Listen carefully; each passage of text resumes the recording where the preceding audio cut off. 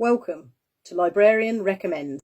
Hi, my name is Trish and I'm one of the librarians at Barbican Library, and whilst the library is closed I'm going to bring you some suggestions of books to read or listen to via a Librarian Recommends session each week on a Thursday.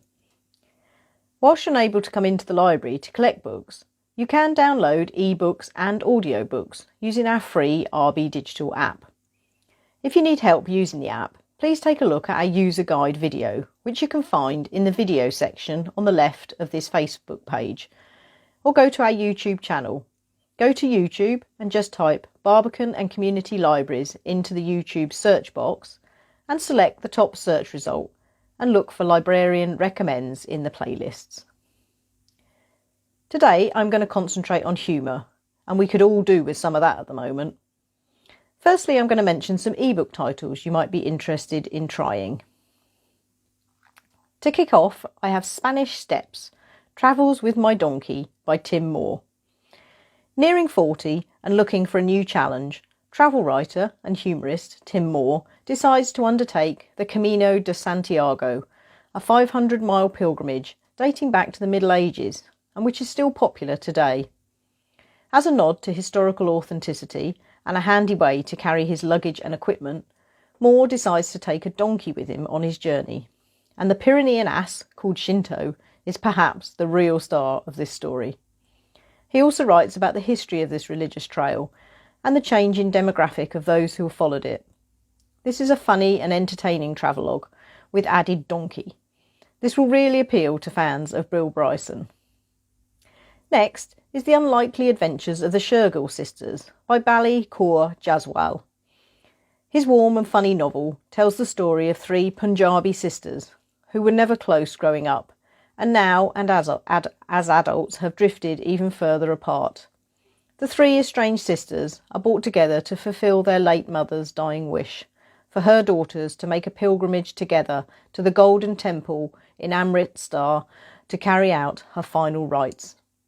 During their journey, secrets from the past and present are revealed, and they discover unexpected things about themselves, their mother, and each other. This is a book about the bonds of family and sisterhood, and it moves easily from heartfelt to humorous. How about Awkward Situations for Men by Danny Wallace? Danny Wallace takes us through a year in his life and details a variety of difficult, perplexing and troublesome circumstances that he finds himself in during that time. For Wallace, an unintended faux pas, a socially tricky event, or a toe-curlingly embarrassing moment always seem to be just round the corner.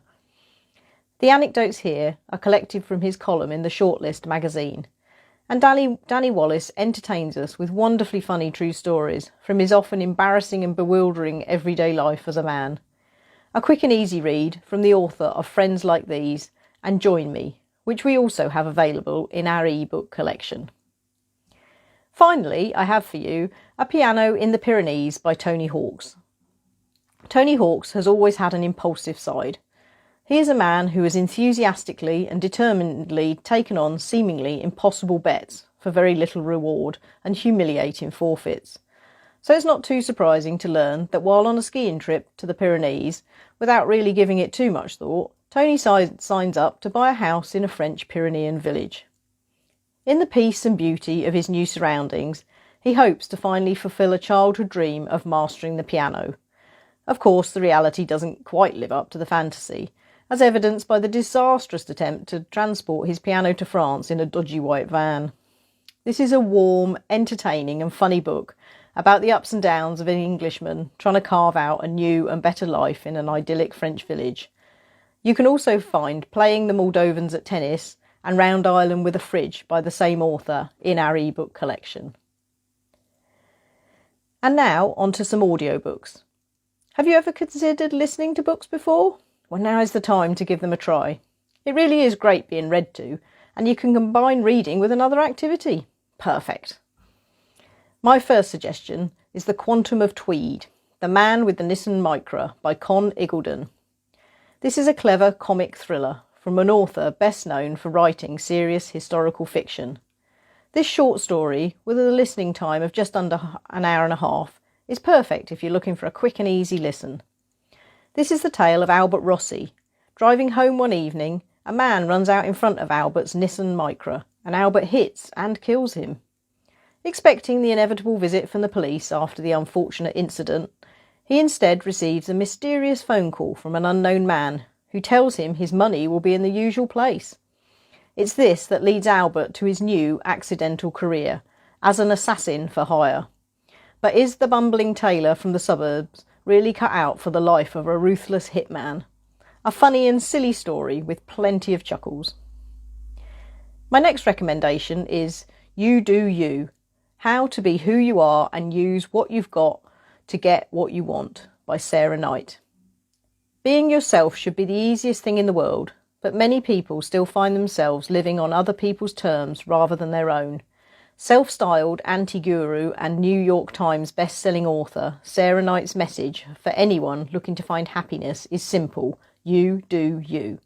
Sarah's no-nonsense and sometimes profanity-peppered advice and practical tips cover everything from finances and career to well-being and lifestyle to family and relationships. She also reveals her own mistakes and embarrassments in hilarious anecdotes, proving that nobody gets everything right all the time.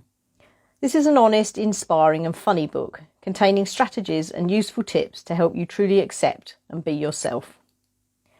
How about The Man Who Forgot His Wife by John O'Farrell? One afternoon, sitting on the tube, Jack Vaughan loses his memory. He suddenly doesn't know who he is, where it is, or what's happened to him. With no ID or contact details, he takes himself off to hospital, where his amnesia is explained as the result of a psychogenic fugue. After a week in hospital, he is tracked down by his best friend, who moves him into his house and helps him to slowly piece together his past life. Vaughan meets his family, including his forgotten wife Mandy, and he finds himself falling madly in love with her, only to discover that they are in fact in the midst of an acrimonious divorce. But he is determined to win her back. This is an enjoyable and entertaining story that pulls at the heartstrings while tickling the funny bone.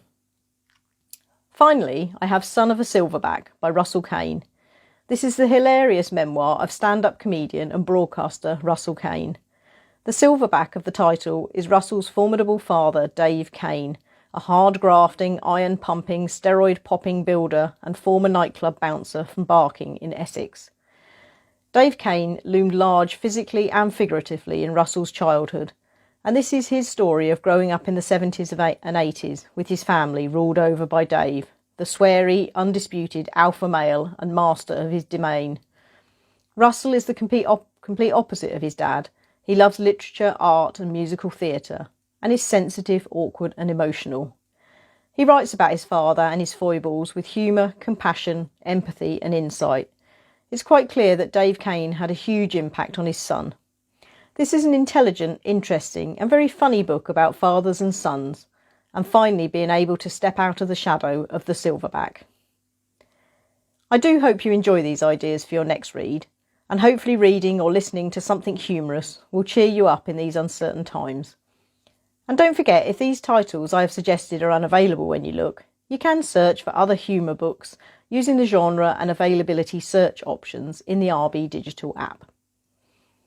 Do use the comments section below to add your own suggestions of humorous books you think our customers might enjoy. And if we don't already have them available in our RBdigital collection, we will see if we can add them. Before I go, as always, I would like to thank my colleague Lynn for her invaluable help putting these recommendations together. Please stay safe and well, and we'll see you next week. Bye.